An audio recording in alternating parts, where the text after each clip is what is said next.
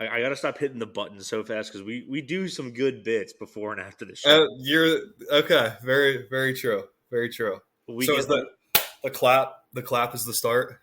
I don't know. Listen, we pay for unlimited recording time. We're gonna fucking use it. I'm gonna leave it on when I sleep. I am not gonna do that. You're free to. I'll give you the login. It's fine. You can do some podcasts on the side. Freelance. You're like the other podcasting hose, Mason. My side pod. Your side pod.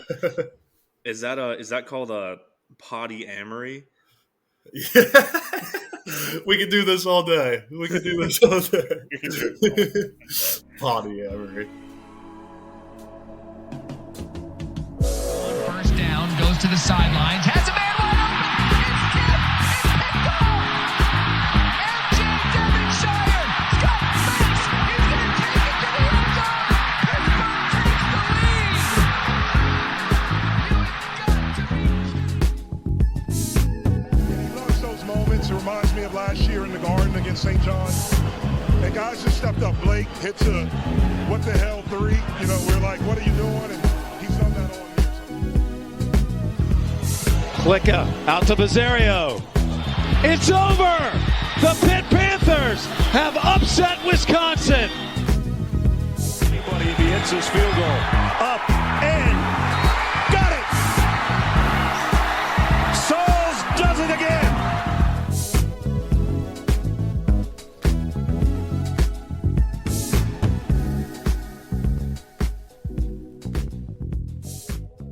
What is up, everybody? Welcome back to Simple 5 Podcast. I'm your host, Zach Kaminsky. I'm joined by my lovely co-host, Mason Kling. Mason, how are we doing tonight? Doing well. Doing well. The weeks somehow seem to go a little faster. They seem to go a little bit better when Pitt wins on the previous Saturday. So it's a good week. Looking forward to the next college football Saturday. Right, yeah. Like last week, the reason we did a basketball show in the second half was because I didn't want to preview Pitt playing Louisville. Maybe that's the key. Maybe we just gotta talk hoops. We'll just talk hoops for the rest of the year, and then Pitt wins. If we just pretend to not pay attention, it's kind of like playing hard to get. If we just don't pay them attention, maybe they'll start to be good. We actually, you know what? I have the outline here. We can throw some hoops in here. I'll just put it right there. Insert hoops here. It's a hoops pod now. It counts. Can't make it tonight. He said he has some business in Kazakhstan as a consultant on what he could only describe to us as a Borat spin-off show for Fubo TV. Fubo Borat might go crazy. Dude, have you ever used Fubo TV? No. My girlfriend's parents have it, and it's like if YouTube TV was significantly worse. Is it one of those where it's like it has a lot of channels but none that you actually want? So funny enough, it's actually decent for college football. Like, I can kind of flip around, but whereas YouTube TV is pretty easy to navigate, and we here at Simplify use YouTube TV. Fubo, there's a very long load time getting out of a channel and then going back in, and they don't put you on like a directory or like recent channels. It's just like, here's a bunch of channels we think you'll like. Have fun. Huh. Whereas, yeah, we stand YouTube TV here. Because YouTube TV, we fired up on a Saturday. And the multi-view, baby. First off, the multi-view, gorgeous. They've been getting some really good combos in the multi-view lately. They've been really fine-tuning that. But also, even if you're focused into one game, say the multi-views aren't what you want them to be, it just, you back out. Program still running in the back. It shows you every other game. They've got it figured out there. Yeah. YouTube. You want to pay us for an ad there? Because we just... Oh, fuck, that was free so much. All right, before we get into the show, just want to do a quick reminder, because I always forget to promo the fucking podcast that we have. If you like the show, that we're about to do, follow us on Twitter at Simple5Pod. All three of us are on Twitter. Our ats are in the bio. And if you want to see things that I write about Pitt football that we sort of use on this show to talk about games, you can find that linked in my bio at imrealanger.substack.com. It'll also be in the show notes. So we just talked about it. Let's talk some hoops, baby. Let's talk some hoops. Big news today. Secret scrimmage. So, okay, I saw the tweet. I saw the tweet from the pod account. Apparently it's a not so secret scrimmage. I didn't exactly do a deep dive investigative report into this. Who are we playing? So this is actually our friend, Dom Campbell, friend of the show. Love him. He sent us over this. It was a report from Pittsburgh Sports Now by, I believe, I think his last name's Michalowski. I'm blanking on his first name, but he's their basketball beat guy for PSN. And they're having a neutral site secret scrimmage, which it's not a secret anymore. Apparently I learned today that secret scrimmages are common, and we just don't know about them. But it's against Georgetown. Oh, Yeah. well, that's kind of cool. Yeah, Old Big East. Yeah. And they are their new head coach. Who did they hire? They just fired the old Oh, guy. jeez. You're asking me. I know I said I wanted this to be a hoops pod, but I did not prepare for that. I think it's the guy from Providence. I believe. Oh, yeah. Ed? You're right. His name Ed? I don't remember his name, but that was actually a big storyline this offseason because he kind of went Big East to Big East and said, fuck you to Providence.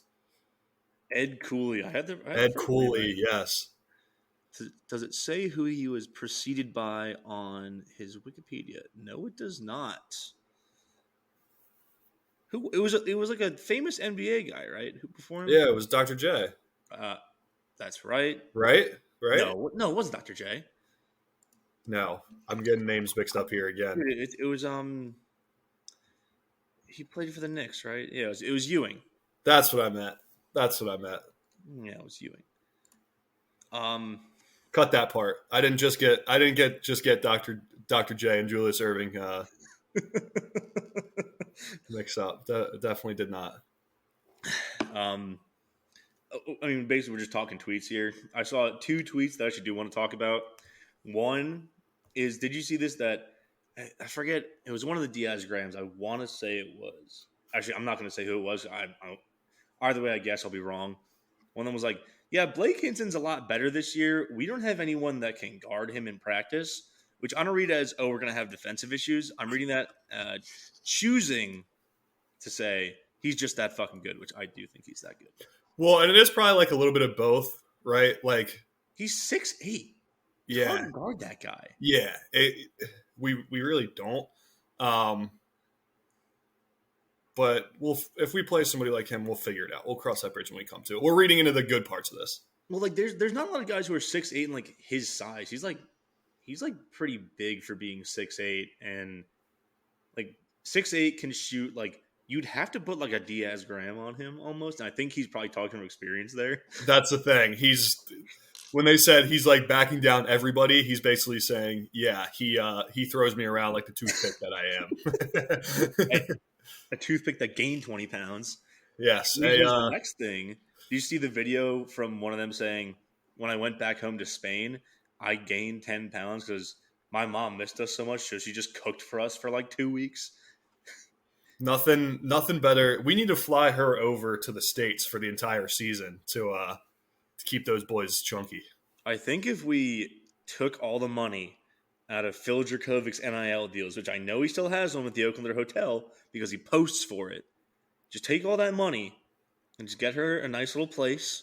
Maybe one of the new build apartments. Maybe at the Oaklander Hotel, since I don't think Phil is exactly getting their ad rev that they want. Do you think they have those like apartment hotel things? I've never been in there.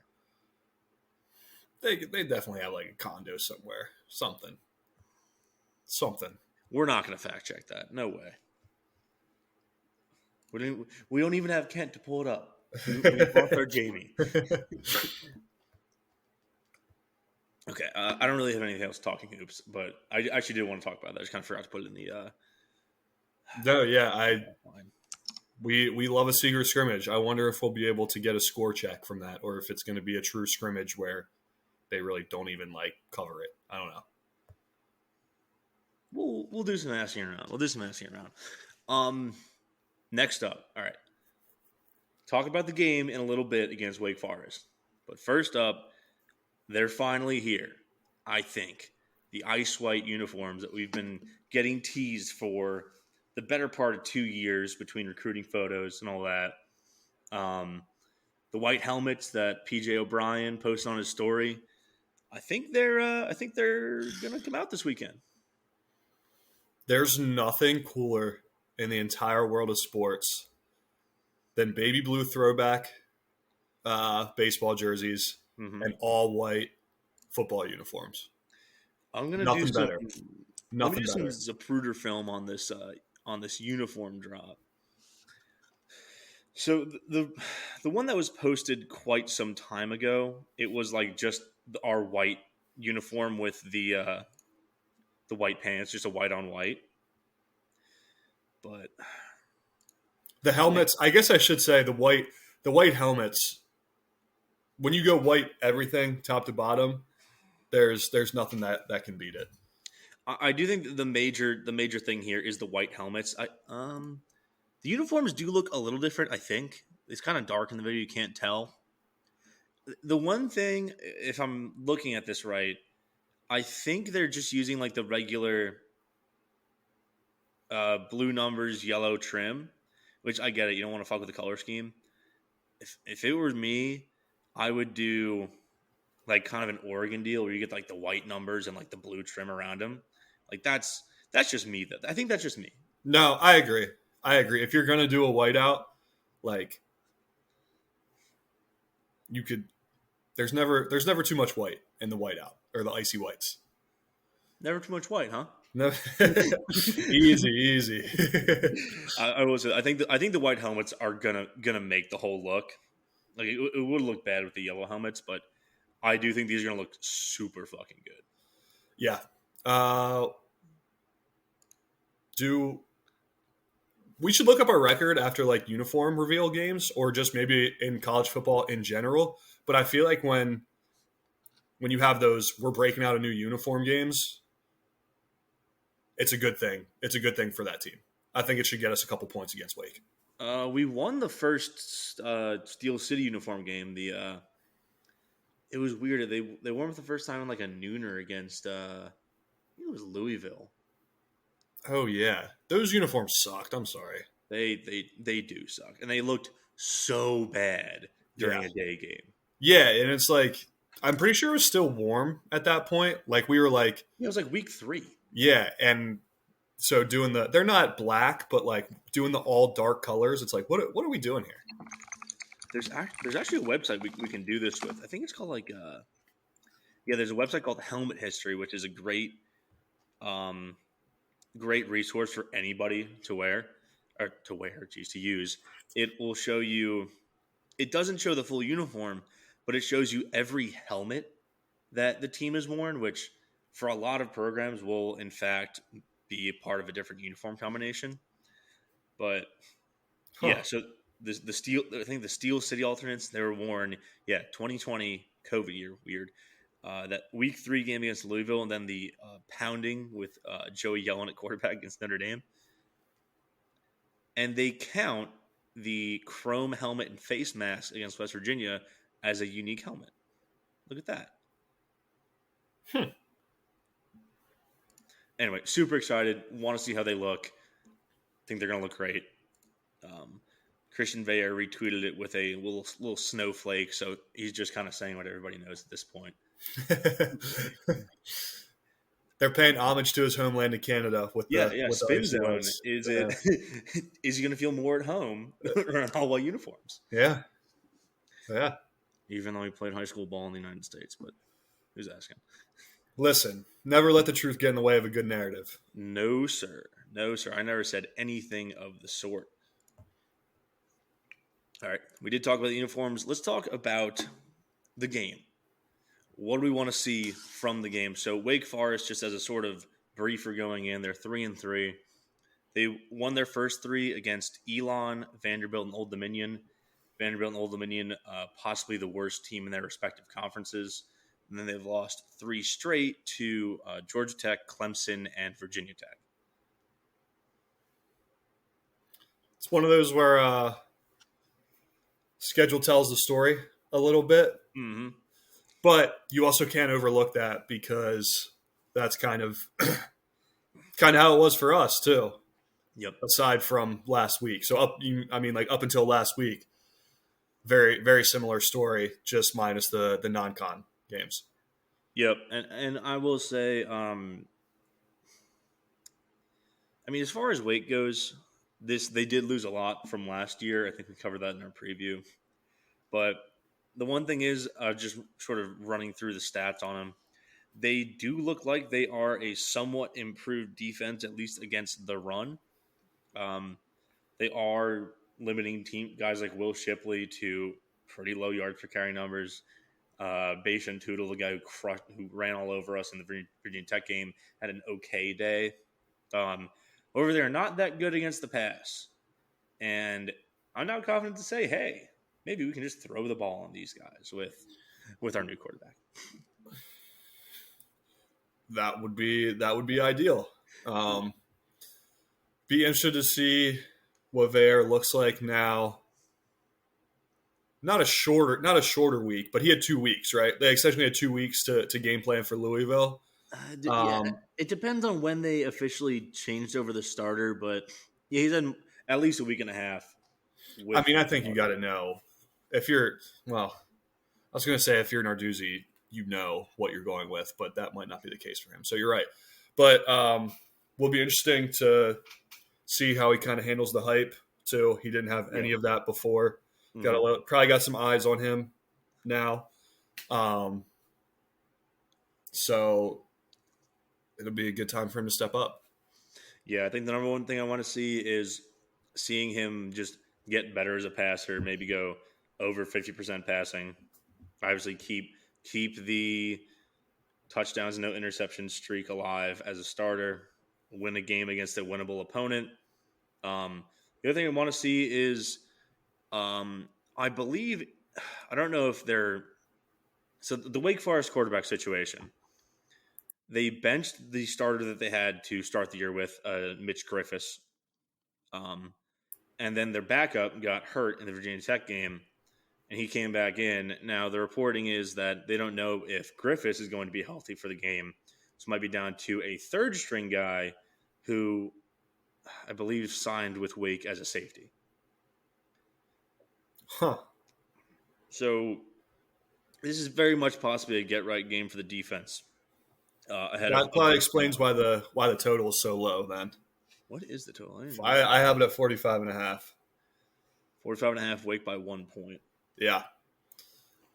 Which I get means they're probably pretty even on paper. You give Wake the 2 or 3 point home field advantage here. Mm-hmm. Not sure what that home field advantage is really like, but it's homecoming for them, I believe. At a Legacy Federal Credit Union Station. A Legacy. That sounds like a medication. I'm sorry. It sounds like Wake Forest is what it sounds like. It sounds like a Legacy. I get it. Nice. Yeah, but that's pretty much all I want to see is just Veilleux getting more in stride with these wide receivers. I mean, you saw he's got some pretty good connections with James and Mumpfield already. Kenny Johnson. He does have some time with these guys. Just want to see that get better. I want to see the front seven start creating more havoc against a lesser opponent on offense. And if I see those two things, obviously the quarterback situation in Wake isn't great. I think that we could. Not gonna say I'm confident, but there's a pretty clear path to winning on the road in Veilleux's first road start. Yeah. I'd like to see a good performance against the slow mesh. That always gives it. I feel like always gives us some trouble. Really, haven't watched them a lot this year. I don't know how much they've evolved post Sam Hartman. If they're still kind of running that constant RPO or what, but I think so. Just because that's Clausen's thing, they're always going to run it while he's there. They've definitely taken a step back from Hartman, and even they took a step back in Hartman's last year. In terms of how Pitt plays the slow mesh, I think the only time it really gave us problems was before our defense was able to get home in the first half of the 2021 championship game. So I'm not too concerned about how Narduzzi schemes us up because even when we played them in 2018, we still had a pretty good defensive performance that day. So I'm not too concerned. Actually, one thing I am pretty concerned about is as I said, it's a pretty good rush defense. I would like to see the running game get going. I would like to see some consistency out of at least one of our running backs. Yeah. I don't think I have anything else on the game itself. Got to build.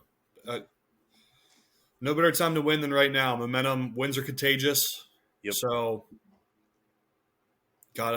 it's a big one. It's a big one for the remainder of the season. And yeah, just don't squander the momentum that you have coming out of a huge upset. yes, exactly. Now to the most important part of the podcast. That's right, finding a nickname for Christian Veilleux. Now, we talked about this last time, but we put the question out to you, the people, if you come up with a better nickname than Maple Marino. And we had some people cooking. All right, what do we got?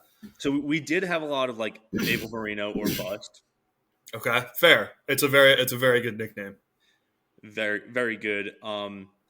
Now, our friend Zach at Pickett Believer said Maple Pickett, and then the gear started turning for me. Poutine Pickett is right there. Yeah. So Poutine Pickett. If we're going the Pickett route, it's got to be Poutine. Yep. So now we have another one from Andrew Wheeler at AWheels08. It says Air Canada. Now that is stealing Jared Wayne Valor right there. Stealing Vince Valor, but Veilleux Canada. A little forced, but I was gonna say, how can we put our own little spin on it? Because I do love the Air Canada bit, but Veilleux Canada, I like that one. It was got that's good. Air Veilleux, which if they rhymed a little bit closer, maybe. I got another one I like, the Yukon Yinzer. Also fire. Okay, and then we're gonna go. So, did he delete some of these? No, he didn't. 1 second. So we had this one guy was just cooking. Nate Schuerman, just with a thread of possible nicknames. So let me go rapid fire here. The Cathedral Canuck, yes or no? Fuck yes. Fuck yes. Okay.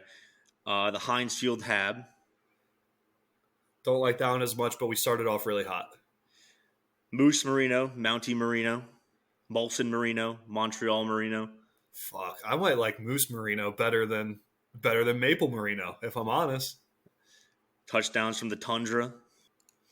What else we got? I'm gonna wrap back to this one because this might be my favorite. The Quebec QB, the Poutine Passer, the Polite Passer, the Knitter Quitter, playing off his transfer. Okay, and then this is my favorite one that he gave us. Allegheny Canuck. What a merging of cultures. Dude, that would be so good. I think like if someone brings a sign to the game with that, like that's easy airtime. That's also like very like imagine like picture next year you're a Cal fan or whenever they're joining the ACC. Next year, yeah. You're a Cal fan and you just see that sign and you're like, what the fuck does that mean? No, Probably the majority of the ACC now, honestly. But yeah, I guess unless you've been to like a Pitt home game, you don't really know the whole fucking deal with that. yeah, I feel like I've been, and I obviously know the chant for being at the games, but I still don't really even know what it means. So just fun. My thing with it is that like I only realize it's happening like halfway into it. Like I never know when it's supposed to happen. I just know when it's happening. Yeah. Yeah. So that's my personal favorite just because it's so personal to the program. But Mountie Marino is pretty fucking good. Poutine Pickett, that one's on me. That's me. All credit goes to me. We should get our top 4 and put a poll out. Okay, we'll do that. We'll do that off air. Okay, that's all the nicknames.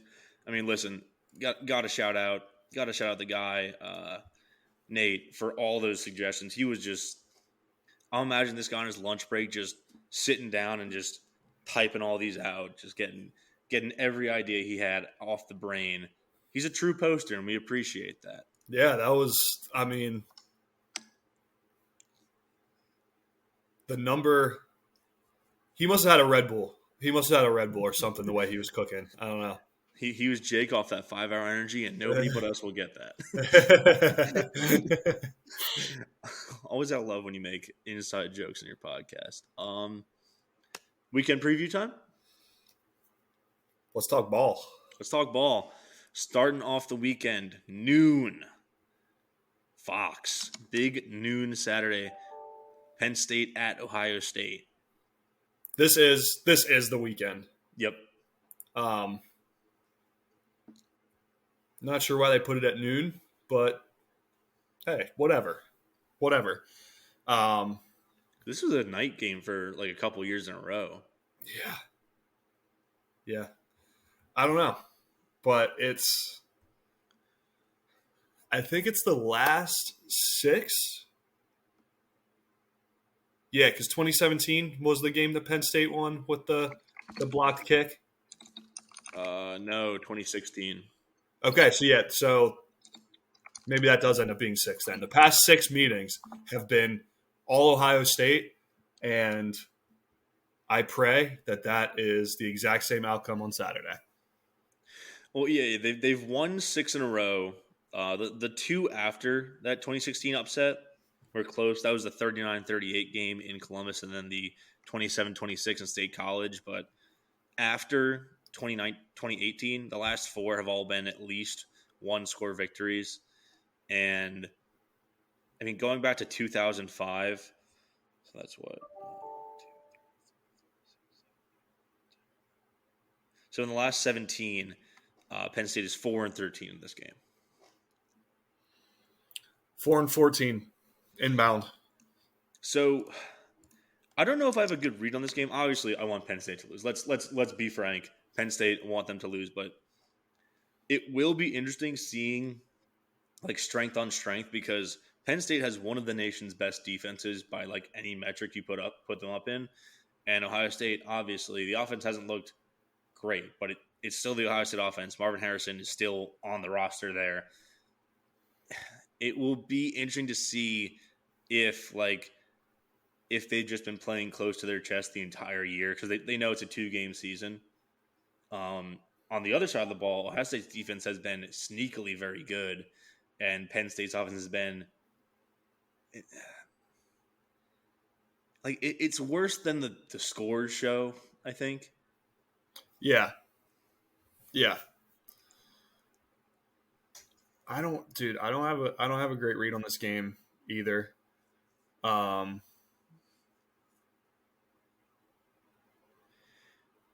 Obviously, my heart says Ohio State because they just own Penn State for some reason. Under Ryan Day and Urban Meyer, they pretty much own Penn State. But man, I don't know. Like that Penn State defense is so scary, and with how out of sorts the Ohio State offense has looked this year, with how sort of well, if there was ever going to be a time for Penn State to do it, it's probably this year. Right. They have the defense to shut down the Ohio State offense that's taken a clear step back. I guess the real question is, if that happens, how much is Penn State scoring on the Ohio State defense? That's the real question, right? Yeah, Penn State, the covering machine that their offense has looked a little suspect against some not great teams. And then they do the whole backdoor cover thing because Franklin wants to keep the boosters happy. So we'll see. I think that on paper, their offense looks a little bit better than it might actually be because Ohio State's defense isn't going to just kind of fold in the fourth quarter like a lot of these teams. Yeah. So we'll see. I mean, they played Illinois and Iowa, 2 teams without an offense, and then Northwestern, who folded in the fourth quarter. And then They played West Virginia, who they had to score with less than a minute left to cover, and then Delaware and UMass. So I do think they are, I don't know. You see flashes from them, but I don't know, this is the most interesting game. Obviously has the biggest implications of the week for conference title, for the playoff. I mean, listen, if you win this game, you're now in a 1-game season. If you lose this game, your fate is now in the control of everyone else. And I think they'll go 11-1. I'd have to double check this. I think Ohio State somehow owns the tiebreakers for the Big Ten, but I think it would be in their best interest to win this game too. Obviously, both teams should want to win. Yeah. This game, but. Yeah, it's the noon kick. This is college football Saturday right here. I know they're really just starting off with a bang here. Yeah. It's honestly going to be one of those where this first game is going to kind of set us up for the day, and then after that, we'll see what we get. Yeah, I was going to say, looking around the rest of the noon slate, I don't really have any good games going on. There are a couple ones that I want to sort of point out. Air Force Navy. I just wanted to point this out because it is a triple option matchup. Obviously, not everyone's cup of tea, but the reason I want to point it out is that Air Force is favored by 10 on the road. Not only is that a lot of points, that's a lot of points for a triple on triple team, which shows you how much better people think Air Force is than the other triple school. But that also tells me, wait, big line, small spread, take Navy. I think Air Force wins this game, no doubt, but it's the triple option teams. But the over-under is 34. In order to cover that, Air Force is probably going to have to get 20 points. They could shut out Navy. Fair. They could. Navy. But yeah, that is a very funny combo of spread and the points line is a third of the total. Like it's crazy. That's on CBS, by the way. And then the other one in the news I want to point out, Rutgers at Indiana. Rutgers could be for real bowl eligible in the first time in a very long time. Let me double check this. They are 5-2 currently. Indiana is terrible.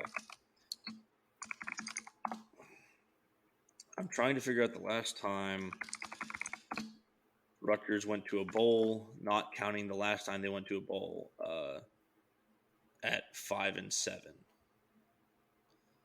That'd be in 2012. They went to a bowl in 2012. Oh, no, sorry. 2014. I lied big time. 10-year anniversary, baby. Almost. Maybe they're like a comet, right? Like every 10 years they make a bowl, sort of like how a comet passes by every 80 years. No, but that's really it. It's a 1-game slate. If other games are close late, you're scoreboard watching, check them out. But other than that, it's a 1-game slate. 3:30 slate. Before I get to the big one, I just want to sort of poke around other games. South Carolina at Missouri. Missouri, don't lose this one. It's South Carolina. Washington State at Oregon. Oregon, don't lose this one. You want to go back to the Pac-12 title game. Washington State, by the way, they are dropping like a stone. I think Oregon rolls there, and I do think Missouri kind of gives South Carolina the business. I don't know if you have any objections to that. No, it's a big one for Oregon. It's a bounce back, get right combination. Combination Taco Bell and Pizza Hut. Combination get right and bounce back game. Another one of the 3:30 slate that I am pointing out because of the betting line: Minnesota, Iowa, over under 31.5. They somehow do these teams run the triple option? No. Do they still somehow have a lower total than the triple option on triple option game? Yes. Iowa had how much did Iowa's quarterback throw for last? It was like 24 yards or something. Yeah. And then they lost their leading receiver, who's in a tight end with 300 yards. Yeah. So how low would you like if you had to bet this over or under? Because I would take the under. Dude, this is one of those games that you don't want to have to watch, so you take the under so you can just put it away and not have to look at it. I mean, I didn't want to look at it either way. There are much better games than slate. Yeah, but it's like when you get that, it's unders suck. Don't get me wrong. If you want to bet the under of like a 50 point total, it's like, man, this stinks. But sometimes when it's a game like that where it's just like comically bad, it's almost as thrilling as when you have that like 75 point over. Well put. Well put. Obviously, Pitt's in this slate, but let's talk about the big one. Tennessee at Alabama, 3:30 CBS. This will probably be this. If I had to guess, second screen for us.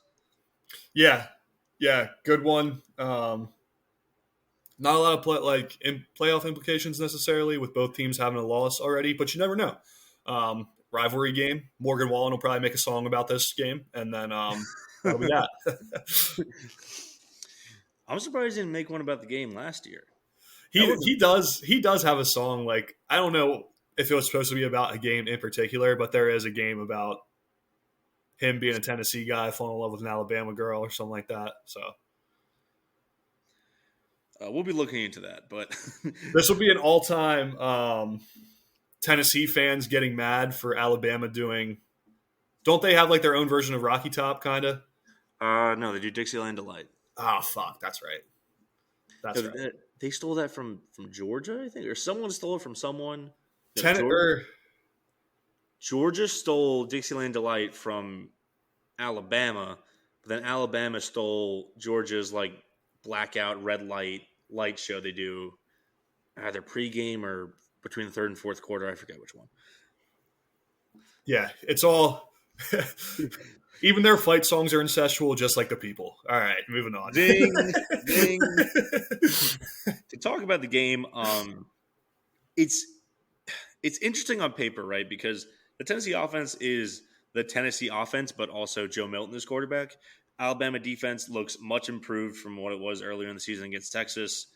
Tennessee's defense is good. I think that the best thing they do is get pressure on the quarterback, which is the key to beating Jalen Milroe. This is another game that I want to say I don't have a good read on it, and I don't think I do, but I think Alabama probably wins. It's at home. I don't think Tennessee can overcome Alabama twice in a row, especially last year when they played a thriller. But then again, Alabama's not as good as they were last year. Yeah. 9's a lot. 9 feels like a lot to me. But it's I think it's if Alabama's going to win, they're going to win by more than 9. If Tennessee keeps it a game, it's like they're gonna have that game last year in their head, like the goalposts, and all. Like, there's gonna be a lot of billboard material this week, so I could see a good old fashioned Saban beating. That's what I'm thinking, right? It's going to be a Saban revenge game. But I think if you're looking at it from an angle of the 9-point line, I think whatever you want to see, you see in this line, right? If you see 9 points. Oh man, Tennessee, that's too many points for Tennessee. If you like Alabama, you go, they're going to curb stomp them. However, I could see the Tennessee defense getting after Jalen Milroe. I think they're top 10 in sacks nationally. I don't know the exact number off the top of my head. Yeah. No, I'm excited for it. It's at least another good game to look at when Pitt's not in commercial. Also, Oklahoma State at West Virginia, both 4-2. Another counter programming 3:30. Just keep my eye on this one. Oklahoma State is a little bit better than I thought they'd be. Yeah, they're still kind of having a mid off though. Let's see how West Virginia responds to getting walked off. Yeah, true. Okay, let's see. Notes here. Wouldn't it be funny goes here. Mason, the floor is yours. So the Drake May hype. I think this might be the second time that I've done a UNC. Wouldn't it be funny? I think you did App State earlier in the year. Yeah. This one's just for a different reason. That they're ranked in the top 10. Probably for, I don't know when the last time they were, but it's probably been quite a while, if I had to guess. Yep. They're in the driver's seat to go to the ACC championship. Like, they control their own destiny. They don't play Florida State. They don't play Florida State. Tell me if you've heard this story before. An undefeated ACC team loses to a 1-5 team. Does that ring a bell? Does that ring a bell? 1-4, but fair. But same premise there. Do I think it'll happen? Probably not, but it sure would be funny, huh? Would be funny. How is Virginia's offense doing? Because I feel like they've been better than I expected. I lied. I lied big time. Never mind. Just gonna redact that. Okay, if you had to guess, when was the last time that Virginia was in the top 10? Virginia or UNC? Sorry, UNC. Okay, I just wanted to make sure because I don't know if Virginia ever was.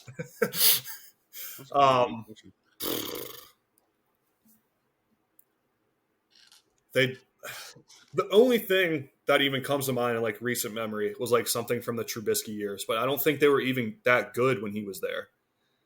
So is it like Trubisky was there in 2015, right?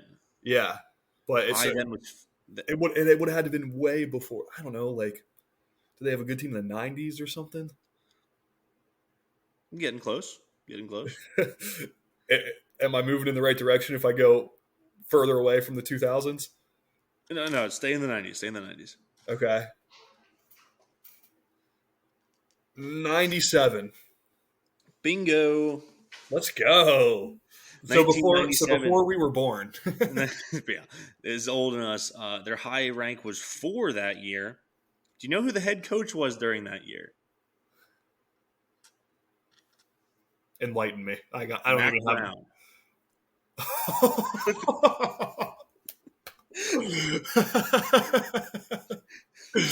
That's a crazy little college football fact right there. That is mind bending. That was his last year at UNC before he went to Texas. Wow. He had back-to-back top 10 years in 96 and 97, headed to Texas, and now he's back with another top 10 team. All right, that even feeds into the narrative even more. Yep. All right. This one I thought wouldn't it be funny vibes. Obviously, I defer to you. But now that I think about it more, I think this is a game that's giving me this is going to get weird fast vibes. 7 o'clock, ESPN, Ole Miss at Auburn. Yeah, I mean, Auburn played Georgia really tough.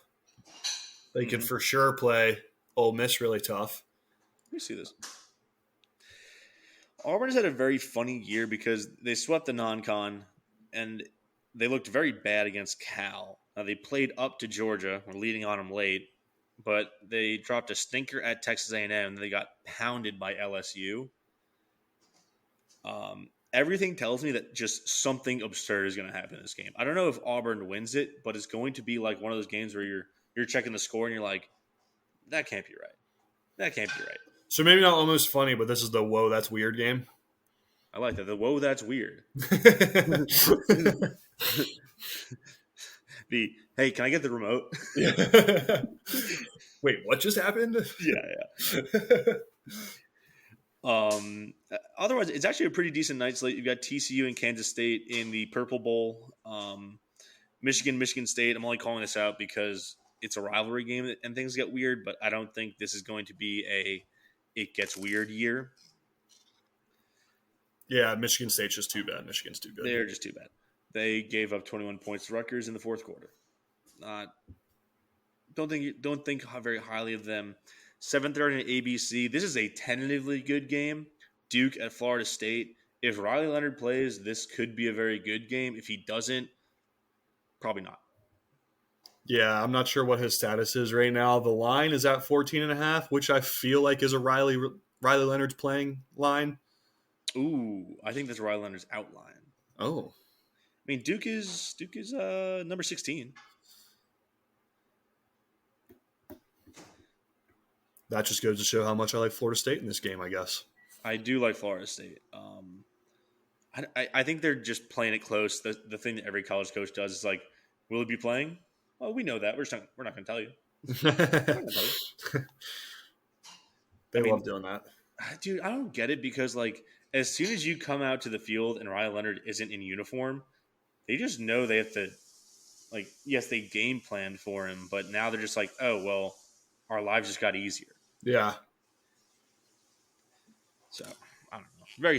I really hope that, like, college football adopts some sort of, like, NFL-style injury reporting rules. Because until everyone has to do it, no one's going to do it. Exactly. So, and it makes betting impossible. But yep. Well, I make it impossible anyway. I agree with that statement. 8 o'clock, couple bangers here. Utah at USC. Number 14 goes to number 18. USC's favorite at home. Cam Rising, still same situation. Don't know if he's playing. If there's a game to come back for, Cam, it's this one. I'm going to say it. I think Utah can do it without Cam. They have a mean defensive front, just like Notre Dame. They're going to make Caleb Williams not want to be there, go home, post TikTok, eat hot chip and lie. Paint his nails. Paint nail. Notre Dame gave him the blueprint, Utah. It's right there. You got to think Lincoln Riley's going to make some adjustments after seeing that, but, like, I don't think he will. I don't think he will. I might have been optimistic there. Lincoln Riley. I from reading it, like just reading into all the coaching decisions he made, right? Keeping Alex Grinch as your DC, that's smartest guy in the room syndrome, and he has got it because USC just looks like his old Oklahoma teams in a different shade of red. Yep. So, other game in the 8 o'clock slot. Clemson at Miami. I don't have a good read on this game. Both teams are 4-2. Seems like pretty evenly matched. It's just that one of these two teams is going to have their entire season ruined by this game. I think it's going to be Miami. I think it's going to be Miami. I think they're reeling a little bit. However, the last time we saw Clemson, they looked like duty against Wake Forest, only winning 17-12. That's also true. So, again, no good read here because I think both teams have some fatal flaw. Miami's offense is probably a little bit better than Clemson's. Clemson's defense is better than Miami's. This is a spite game for me. I get to make fun of whatever fan base loses this game. We're gonna get some great screenshots on message board geniuses. This is a hater's ball. It's a hater's ball. We win because somebody loses. We win because somebody loses. Couldn't put it better myself. Wrapping it up, I don't have any thoughts on this game. Washington's going to roll, but night slate, 10:30. Washington's wearing some beautiful uniforms. Did you see this at all? No, I haven't. Dude, it's just the regular purple, but instead of like the light yellow sort of tan color that they pair with it, they're doing all gold, like shiny numbers and everything. The uniforms look beautiful. Way to save them for Arizona State, I guess. You know what? They'll look cool. They'll look cool. They'll cover. They'll look cool, and it's in a game that you should win. If you lost the Oregon game in these jerseys, people might be asking bad luck jerseys. Fair counterpoint. They'll get an excuse to wear them again. Bingo. That's the end of my list. I don't know. Did any other games catch your eye, or did I sort of touch on everything? No, I feel like it's all going to be chasing the dragon from that noon game. There are plenty of other good ones on the slot there, but I think we hit all of them. I really do think it's like you start. I think it's a great weekend in the way it's structured. Like we'll start locked in with Ohio State, Penn State, and then the weekend just explodes into a million different games in that 3:30 slot, and it just keeps going from there until the late night Pac-12 games. I wonder if they're going to do another FCS game in the late night slot.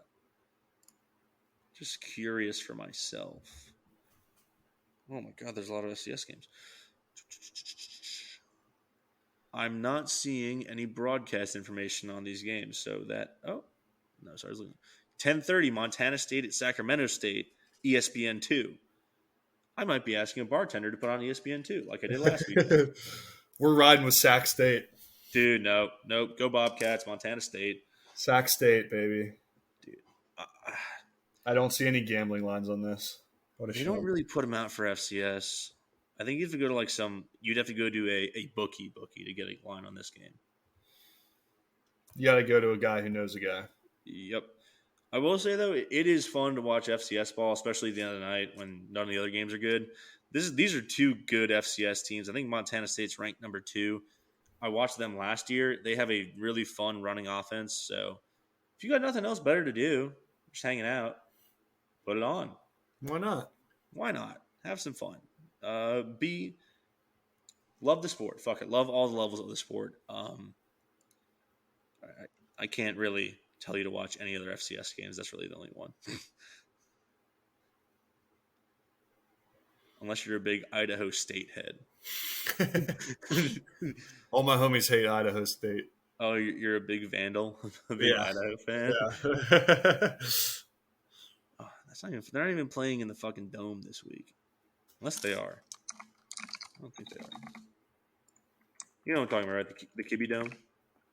I know you talked about it last week. I don't know if I watched too many games. And did you know that Idaho State has their own dome? I forget what it's called though. I don't think they have the funny field goal, like the fake field goal post that they have in Idaho.